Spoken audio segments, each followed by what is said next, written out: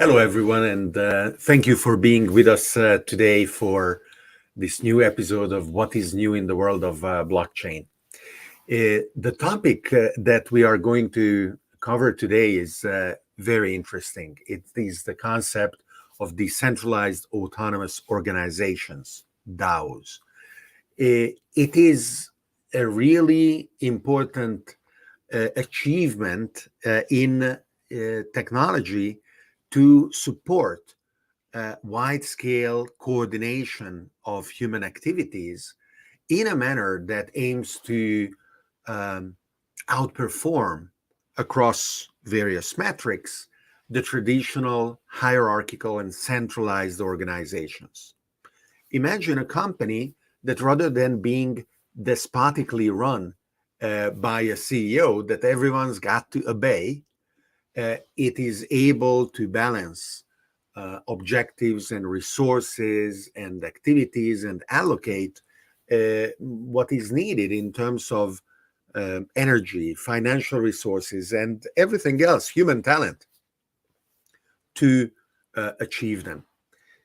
Now, of course, this is really ambitious. It took hundreds of years for humanity to develop representative democracy, which still appoints a few chosen individuals to decide for everyone else. But it is indeed superior to the previous feudal systems. So how long it is going to take for DAOs to, on one hand, prove that they are superior to centralized systems and to become widespread, where similarly to how, if you think about a political system, you are not going to think, oh, let's have a king, let's have a pharaoh.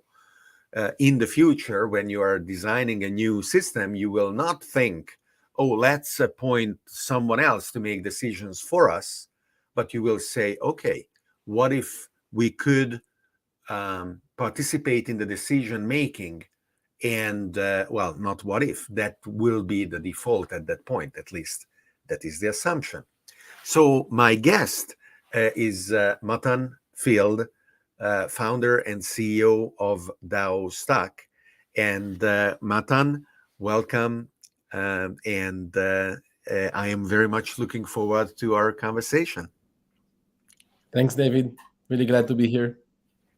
We met 7 years ago, 8 years ago, when you came and participated in the Network Society World Congress in Turin, Italy, where we discussed a lot of the concepts that are still around us, evolving, being experimented with and iterated about. But already at the time, you were very much about how governance can be improved and evolved using blockchain. What was your path over the course of the past 7 years? How did you arrive to DAOstack? Okay, thanks. Yeah, indeed, we met long ago, and indeed, I was already back then interested in these ideas. So I was, well, in my career, in my professional career, I was a theoretical physicist. I spent a bit over a decade in the academy doing my PhD and then postdoctoral research in theoretical physics. So that was more like the professional trajectory. And then in parallel to that, I was very interested in cooperative structures early on, over 2 decades ago, more from the idea or philosophical aspects, like of how can we make better aligned systems for the world. And then about maybe 15 years ago, I started, or 10 to 15 years ago, I started a couple of ventures. I started a cooperative, a food cooperative, organic food cooperative, and also a communal garden. So somewhat practiced this field of cooperation. And on one hand, I was very much convinced that cooperative structure are better reflecting alignment of interest of their actors, and better performing in terms of engagement and other factors. But on the other hand, cooperative structures tend to be very somewhat inefficient, I would say, in the way that they will actually handle operation. So I was very curious. Well, I thought that the future is basically cooperative structure, which are much more effective. So cooperative structure that could scale up to thousands and millions of people and could make decisions very easily. But back then it was just a fantasy. And then around 2013, I was doing my postdoc research, again, theoretical physics. And then I had another idea for a new venture to build a ride-sharing application. So basically application for people to share rides, a social ride-sharing application. And again, we wanted, I founded that, we co-founded that with a couple of friends, and we wanted to make it a community project. So none of us were interested in opening a company or making it in the regular way, let's say. And quite quickly we realized that we need to have something like a blockchain.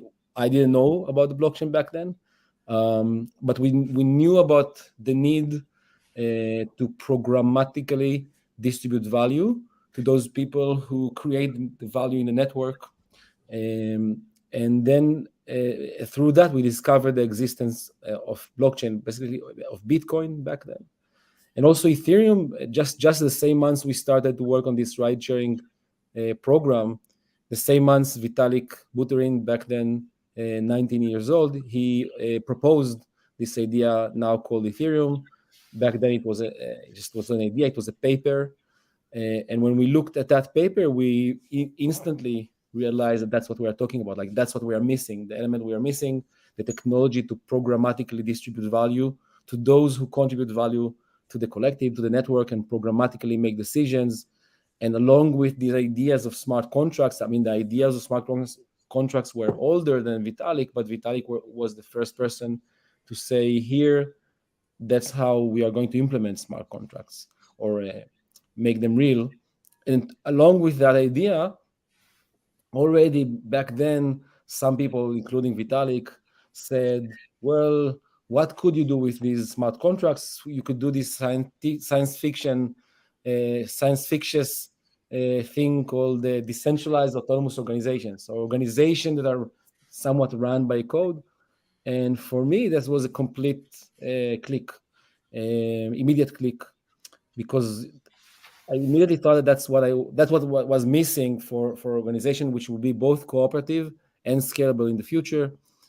And quite quickly, I decided both to quit the academy, but also to quit the ride-sharing program and to focus just about that, just about how do you form decentralized autonomous organizations. So around January 15, I founded a new company called Backfeed, like feedback but opposite. Going back, so Backfeed, and we, together with a few co-founders, and we started to work on this question: how do we make this centralized autonomous organization a reality? Of course, it was very early. It was even before Ethereum launched their mainnet. So fast forwarding, Backfeed ended, and I continued to work on this program. I opened a new company called DAOstack. So that's the company I'm running today. So DAOstack is live for the past 5 years. During those years, we also made a token sale and raised funds. And we've built quite a lot of technology and various products. I'm fast forwarding. We could probably going to touch that back.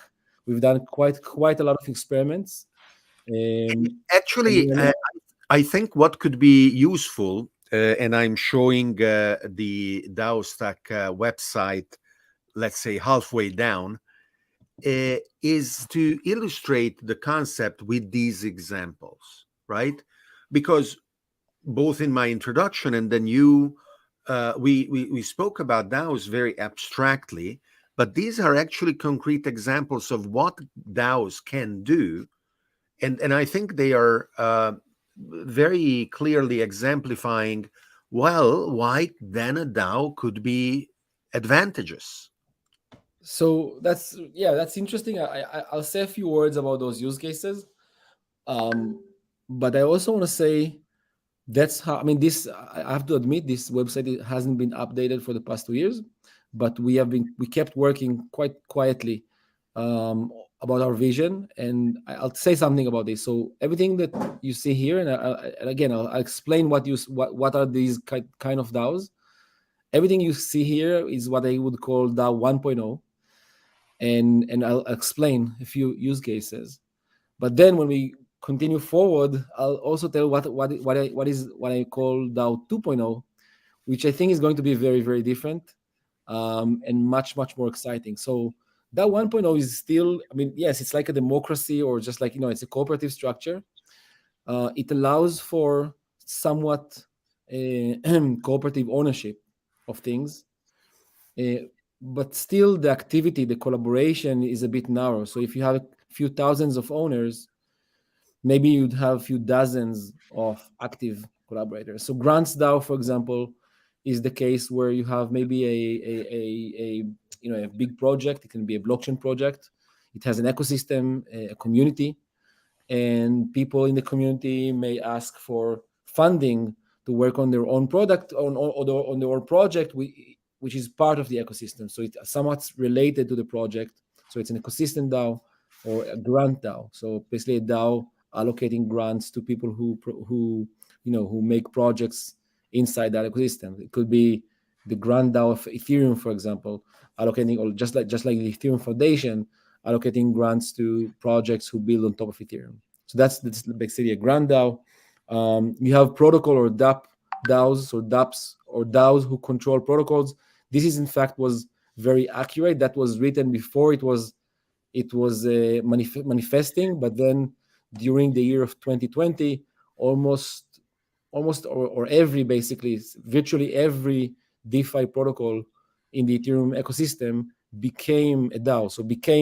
So the DAO is now controlling the application, the DeFi application. So virtually every single DeFi application became a DAO. So this is the DAO controlling an application. There, it's basically the DAO, the collective, is also controlling the application, controlling the parameters of the application, or other features, including the business model of the application. And that's why maybe why they have incentive, because it's a business. I would also say that there the incentive was that the applications themselves, they are decentralized. So DeFi, decentralized finance, and they are decentralized, well, for many reasons, but one of the reasons they have to be decentralized is because they are unregulated. So the application doesn't live on any server. It's not part of any jurisdiction. And it's truly decentralized, and in that sense, it's jurisdictionless. However, if it's jurisdictionless, but then eventually somehow there is a team controlling the code, and the team resides in some jurisdiction, then they have a problem. So in a way, to maintain themselves jurisdictionless, they had to transition into a DAO ownership structure. But then the interesting thing is that they also discovered that it's not just because of regulation. They also discovered that it's a hell of a marketing strategy. So basically, as soon as they became DAO, the marketing of that thing was much, much stronger, and not just in terms of marketing, but also in terms of bringing liquidity providers, so people who provide liquidity to those protocols. So it basically became the dominant strategy. Virtually every single DeFi protocol became a DAO.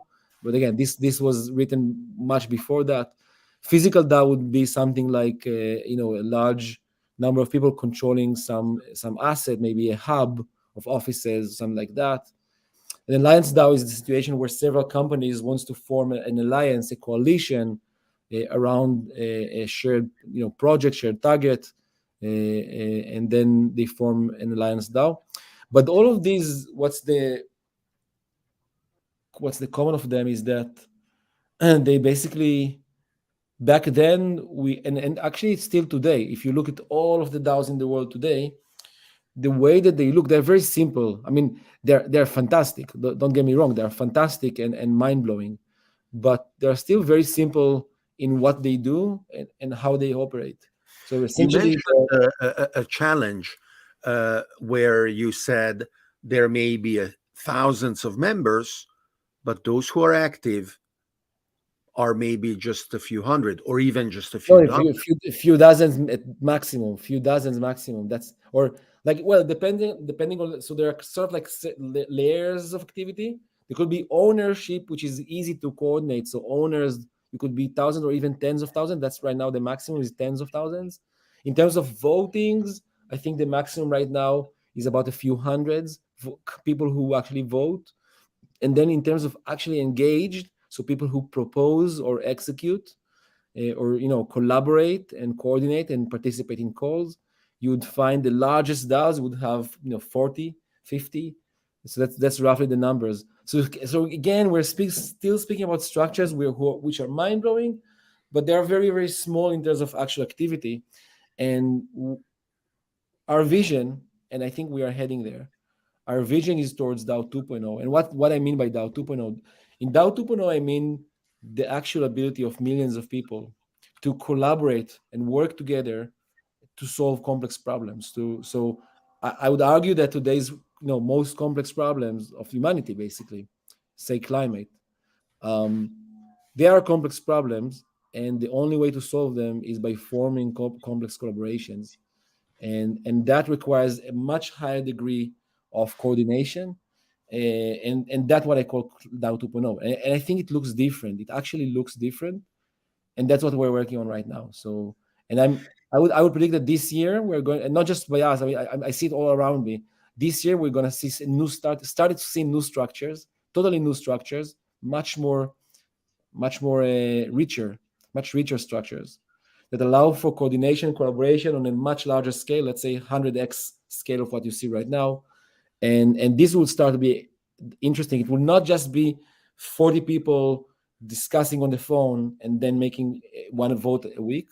That's roughly what happens right now. It will be literally thousands and even millions of people collaborating on causes in all different places, and it will start to become an organism rather than an organization. So you'd have the organism would have organs and cells which will be semi-autonomous, and they will coordinate with each other and collaborate with each other and so on and so forth. Do you see the challenge of moving from DAO 1.0 to DAO 2.0 as a design challenge or as a technology challenge? It is the challenge is everywhere. Basically, you can find a challenge in all layers of the stack, let's call it. What I mean by that, are there challenges in terms of technology? The answer is absolutely yes. There are technological challenges. There are also protocol challenges, so governance protocol challenges. And there are also, and I think most of the challenges are eventually product challenges. So the product should be better or more richer in order to allow for such scale collaboration.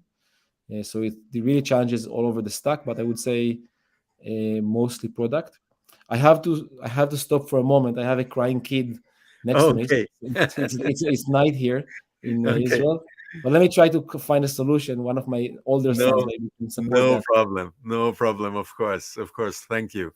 Feel free. I will entertain our viewers in the meantime. And when I see you sitting back down, I will pull you into the picture again. Yes, I think that DAOs are very promising, and I have several questions that I hope I will be able to ask Matan. One of them is, how can a DAO evolve?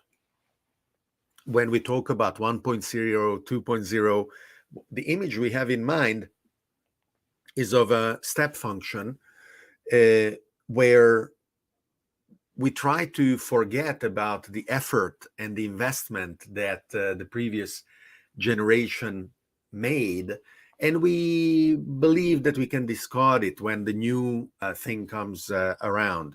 In reality, that is not how it happens. Evolution is much more subtle and progressive.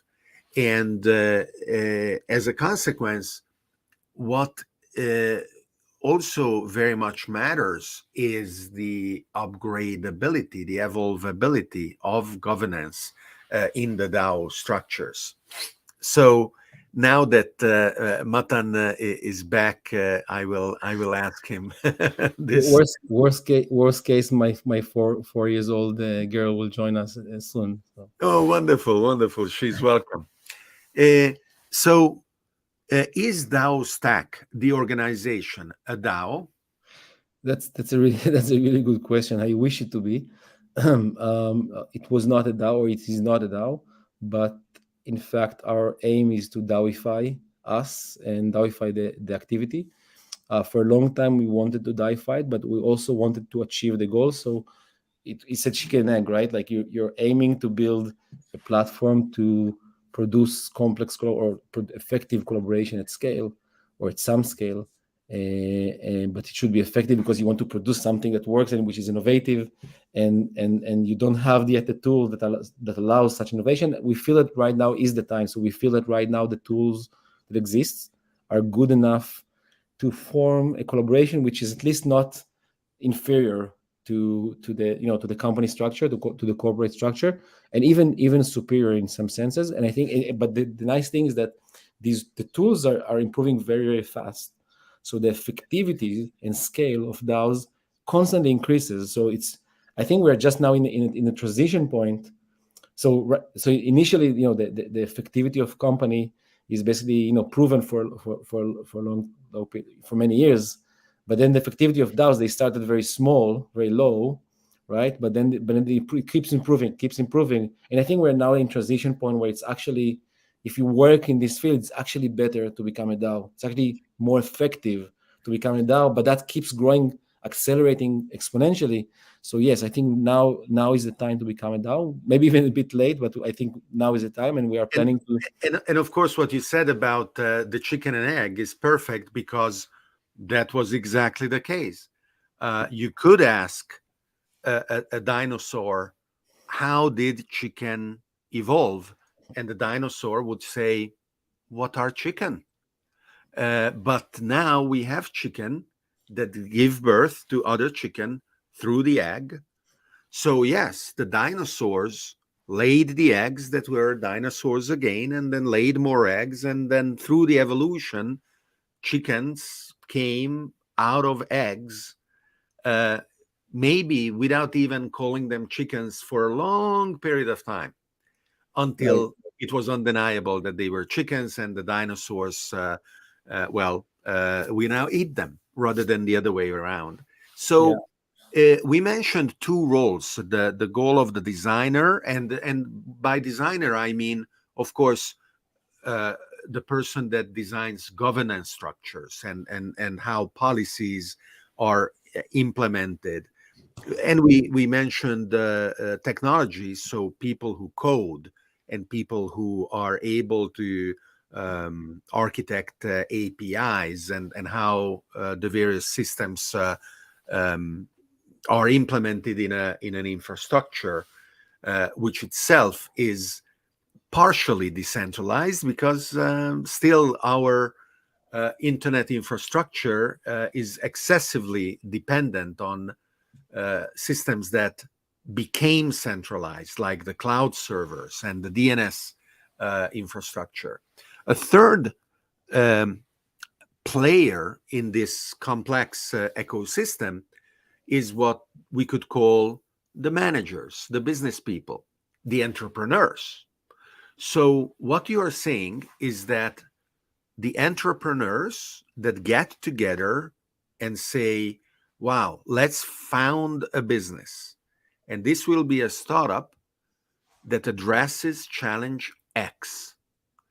And we have an idea that we will develop and build and launch that will be a solution to that challenge X 10 times better than anything there was before. those founders of this hypothetical startup may soon conclude that the best way to do that is, rather than incorporating a Delaware C Corp or whatever other traditional structure, the best way to go about achieving their goal is going to be to create a DAO. So it is already happening. Of course, it starts in a small niche, but already around us. I mean, not like us DAOstack, but around the DAO space. Already, I hear every day about people who decide to open a DAO rather than to launch a company, and that's like, yeah, it's happening and accelerating every single day. But the acceleration is going to keep increasing, actually, because now they're still paying, like, it's hard to to launch a DAO. So it's harder to launch a DAO. Maybe it's becoming effective, but it's harder to, it's not easy to launch it, and it's limited, and they need to investigate how it works, and they need to investigate what kind of DAOs they can do, and so on and so forth. So they pay relatively high price to get into the field. After that, I think they gain. But this is becoming easier and easier. Like within the next year or so, just a year, this will become dramatically easier to launch a DAO, and the functionality of DAO would be dramatically richer, and scalable, more scalable. Which means that then I think during this year, you can quote me, during 2022, the curve of DAOs is going to explode exponentially.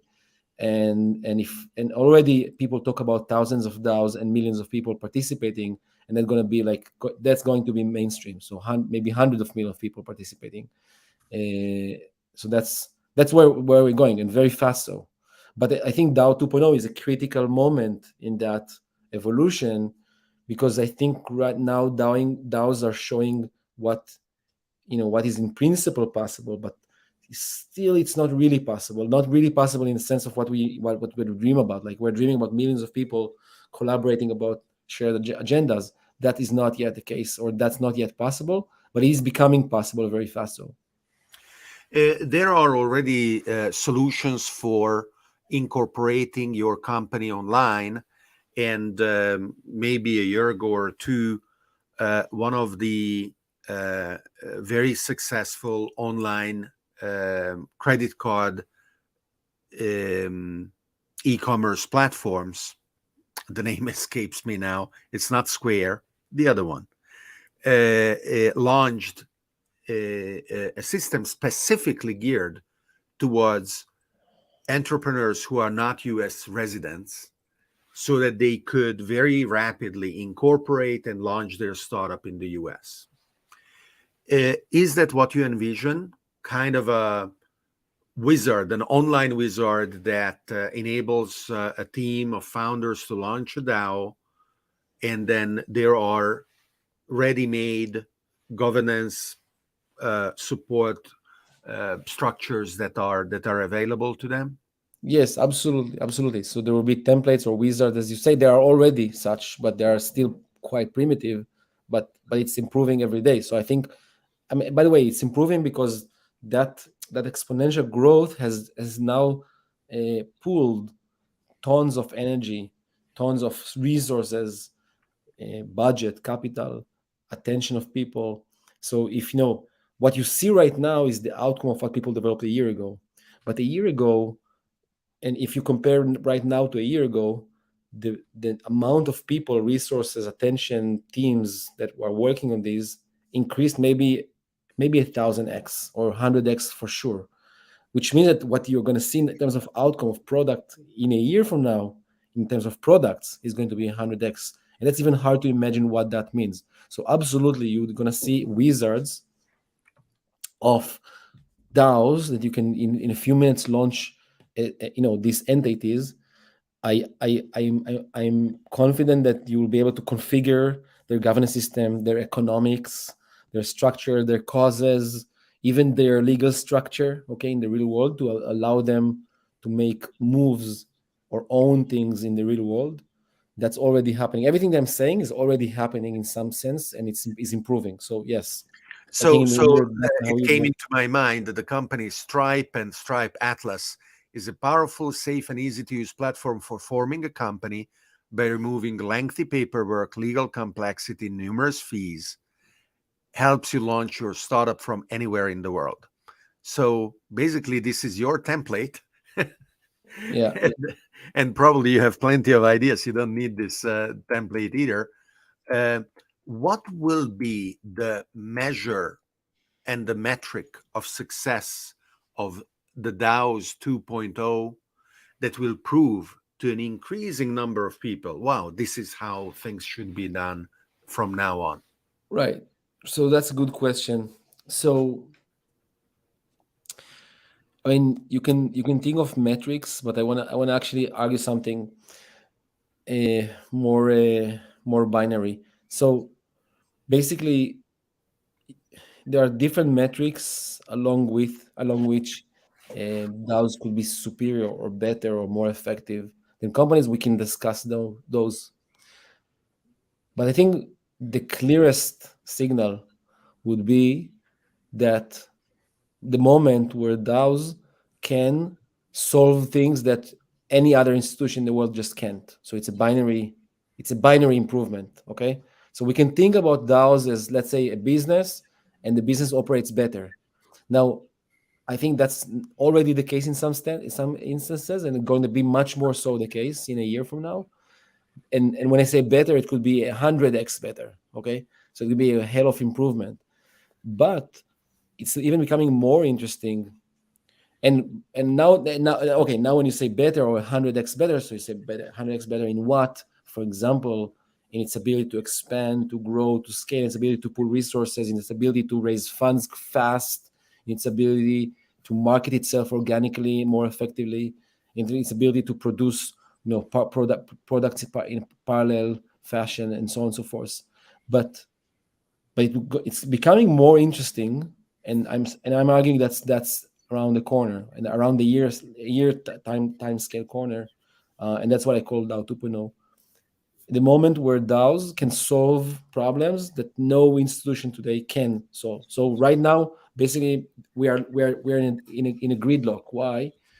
Because we have problems that we brought up, and we have tools to solve those problems, and they don't fit. So the tools that we have, which is, I'm quoting Jordan Hall, a good friend of mine. I don't think he's inventing that, but he summarized that beautifully in a recent paper. So the tools that we have is basically teams, institutions, and markets. That's it. For like thousands of years, we've ran a society by teams, institutions, and markets. He just published a paper called the DAO Moment, and and everything that we've done in the past few thousand years is a combination, some sort of combination of teams, institutions, and markets. Now, each of those have limitations. Teams, they could be agile, innovative, change fast, and attend complex problems, but they are small. Their impact is small. They cannot solve big problems. Institution, on the other hand, they can be large, but they are rigid. They lack innovation. They lack the ability to shift fast and experiment along a complex landscape and solve complex problems. And then markets, they are very, very agile, the most agile and large. So markets are agile, they change, and they are large, but they don't have the ability to be directed. So markets just grow and become more useful, but a free market, the market itself cannot say I want, and this is good. It can only grow. And so you're in a problem, because you need now to solve. And then we have problems which are really serious. They are serious because they are critical, and they are serious because they are hard. And the only way to solve them is by generating a new entity, a new tool that we don't have, which is agile as a startup, or complex as a market, but directable, conscious as an organization. And there is no such tool existing. And I'm arguing that DAO or DAO 2.0 are the tools, and the evidence is when DAOs actually do something that obviously previous organization just could not do. And we can discuss some examples, but that will be the moment where we understand that there's a new future ahead of us. Yes. Let's. You mentioned climate, for example, and I think that is a wonderful example where evidently local interests of nation states cannot develop a solution that addresses the challenge at the scale it has. However, just as CO2 is diffused in the atmosphere, people are all over the world, and they understand or potentially understand the scale of the problem. And I don't know whether DAO 2.0 or 3.0 is going to be needed, because maybe millions of people are not enough. We need billions of people to arrive to a consensus. Totally. Right? But what other examples would you bring for this new DAO that is about to be born? So indeed, I mean, okay, there is a moment where coordination is not hard anymore. Large scale coordination is not hard. After that moment, organizations become super scalable. Right now, every institution on the planet is subscalable, which means that when it grows, its effectivity per person goes down, and go quite fast. So there is quite a hard cap on the axis of size and agility. You're basically locked. Okay, there is like the volume of size and agility is basically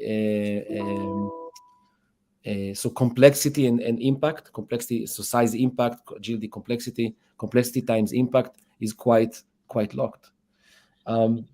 So there is a moment where coordination is now easier enough, such that when an organization grows, its effective person grows. Okay, so it gains more than it loses from growing, and at that moment, organization becomes super scalable, just like the internet itself. The internet, when you added HTTP, became a super scalable phenomena, and almost instantly it swallowed the world. Likewise, Facebook, when it launched, previous social networks were not super scalable. So it's an interesting moment. Until Facebook, social networks were not super scalable, and just with the introduction of Facebook, a social network was super scalable, which means it grew to the size of the planet instantly. And there are structures that evolve and become infrastructures for others to build on top of them. right. And there are structures that evolve and outcompete and effectively eliminate the previous generations, right? An example of the first is bacteria. They are still today, under certain measures, the dominating life form on the planet. We couldn't live without them, but certainly bacteria don't dream of colonizing the stars.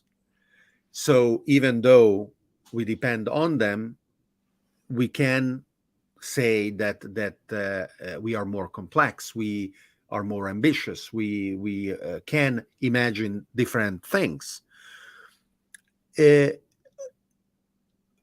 In terms of both corporations and nation states, do you see DAOs being built on top, or do you see DAOs outcompeting and effectively eliminating both? So that's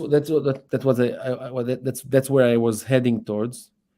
So basically, I argue that not very long in the future, and I don't want to commit about how long. I mean, if it's going to take 2 years or 5 or 10 or 20, but definitely in my generation. Okay, so the next 20 years.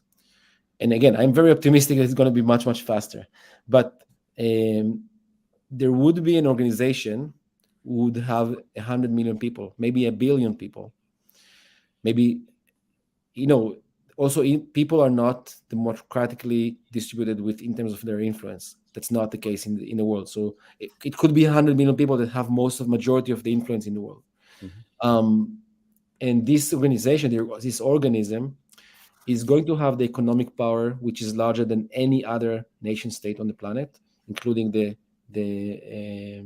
biggest ones, and including any other corporates.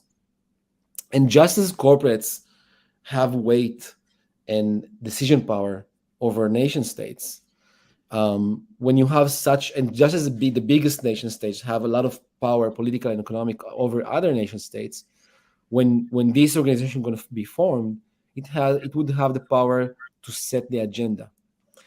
It's very important that we're going to make to that organism the first, that first super scalable biggest organism to have a good agenda, for example. But it would have to be the case, and yeah, I don't think states are going to disappear entirely, and I don't think corporations are going to disappear entirely.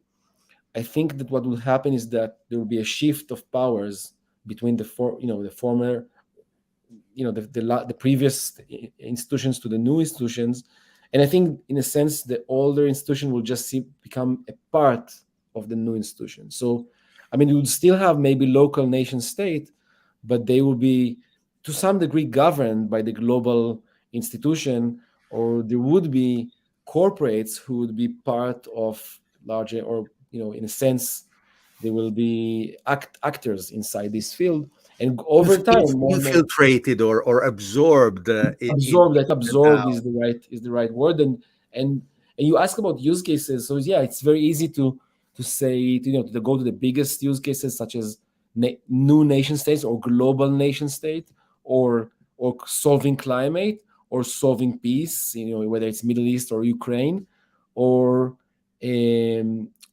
or even, but you could also think about much simpler goals. So, for example, a goal that I'm actively interested in activating, and I think it's actually in the near future, is the ability for for let's say 10 million people, 10 million influencers, to decide that they want to move from Facebook to a new platform, which technologically or product-wise is as good as Facebook, and that's not hard to do, but which is owned by them, such that that platform basically plays for them and not sells them as it is today. It maximizes their well-being, or it maximizes their happiness, or it maximizes it doesn't maximize their time spent on screen. It maximizes their time well spent on screens, right? And that is only possible by changing the business model, and it seems that it's only possible by making a new platform which is owned by those users. So this transition is not hard. This transition is easy. You just need to coordinate, and I think there is a very direct way to trigger that transition. I hope and actually believe that this transition will happen in the next 2-3 years.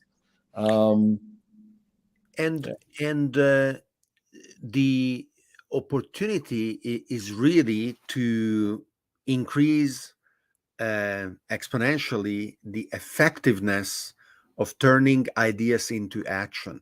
Our ability to create wealth and our ability to expand and embrace billions of people through emancipation and empowerment to a degree that wasn't possible before is now potentially achieving a step scale change. Yeah. So basically, there are two axes that are relevant in this. You can draw this in some different ways. I'll try to. So you can become more effective, right? Coordination can become more effective, but it will also become more aligned. So effectivity and alignment. By the way, it's funnily this is the polarization axis of politics or economical politics. Yes, in a sense, right and left, effectivity and alignment. And I think DAOs allow both. So the thing is that every structures that we have right now has a tension between those two axes. When you become there's a tension of both of those axes with scale. So when you increase the scale of your cooperation or collaboration, you become less effective. but more so you become less aligned. So the interests play so in a way it becomes harder and harder to compose many people's contribution into a coherent, impactful action. So that's why you don't see that tension in small scale, but you see that tension very strongly in large scale. But we need to now make impact in large scale. Once you solve that with a new institution, new organization, that effectivity and alignment do not conflict with scale, and even oppositely so in a way, like they are super scalable, they become more effective, and I'm not sure if more aligned, but maybe in a sense more aligned, then you can really make a large scale impact, which doesn't decay effectivity and doesn't decay alignment over your growth. So I think that's the. We are at the end of our live, and I am sure you will be back, because as you announce the new features and the platform that you are building with DAOstack, I will ask you to come back and illustrate what you have launched. But in the meantime, for those of you who are fascinated by this topic, but are also overwhelmed by the depth and the breadth of the information and the knowledge that they need to absorb, what is your recommendation? What is the best series of resources or starting points where they can acquire actionable knowledge? So, I mean, that's a question that I keep hearing, and it's something that we need to solve, because right now it's not good enough. So of course, if you use Google and the internet, you would find quite a lot of resources. In fact, too much to actually make sense of it in a timely fashion. So this problem of making sense of things, it's a bigger problem, making sense of the world, but also inside this highly innovative field, making sense of the field is very, very hard. And we are working on solving that too. So basically, initially in a very simple manner, just to have like sort of like curational process or archives or folders or whatever, and over time also to make them decentralized curated. But so that's something that is not yet established well. You can find in the internet some places who summarize, but this is a real problem because of the pace of innovation right now. But if the first thing, you just Google and just find your way. Of course, that's the first thing. Second thing, get in touch with someone who's really active on that field. And I mean, I welcome you to get in touch with me or anyone in DAOstack. My email is matan@daostack.io. You can tweet over Twitter, Telegram, whatever. And then we can direct you to more resources. So this is, I mean, I don't have it right now with me, but this is something we are constantly working on, and we will direct, and we're going to also make a website for that. So this is in progress. There are so many things we are doing, so this will happen in the next couple of months. And in the meanwhile, you can just reach out. So that's the second thing, or someone else. You can reach out to anyone who's actively working on the field. So that's number 2. Number 3, which is the best, simply become active in the field. So it doesn't have to be forming your own company. Of course, if that's the case, maybe that's number 4. It's forming your own DAO. But number 3 is just participate in DAOs, participate in entities who work on DAOs. And for example, we are going to launch a wide-scale DAO in the next, let's say, 4 months. I hope in the next 2 months, but let's say 4 months to become, to be safe. And if you are interested, and that DAO vision is to generate DAO 2.0 a platform to allow for solving these large-scale, wicked, complex problems. If you are interested in becoming part of that movement, just join the movement. The movement is not even starting; it's already happening. But this effort that I'm mentioning is starting. So if you're interested to join, just join. It's going to be a DAO, so you can just join freely, openly. So that's and there are many others. I think there are many other good DAOs. So just join any good DAO. You just feel the vibe. If you like the vibe, stay. If you don't like the vibe, get to another DAO. That's the beauty of that. There's no 100 nation state or 200 nation. There's thousands of nation states. There's millions of nation states. If you don't like the vibe and culture of one, just go to the one that you like the vibe and culture. And none of them keeps you captive. Yes, You none of them can keeps you captive. voluntarily join or leave. And you can be a citizen of 10 of them in parallel, and just explore your way, and they keep growing, and their goals is keep growing. Just play. So it invites you to play, basically. Wonderful. That invitation to play is a great way to end our conversation today, Matan, but I'm very much looking forward to the next one. Thank you, David. It's really a pleasure. Thank you, everyone, for being with us today and watching our episode of What is New with Blockchain. And I'm looking forward to have you with us in the next one. And I am also looking forward to receive your suggestions of what guests we should invite, what are the technologies that you are most excited about. See you next time.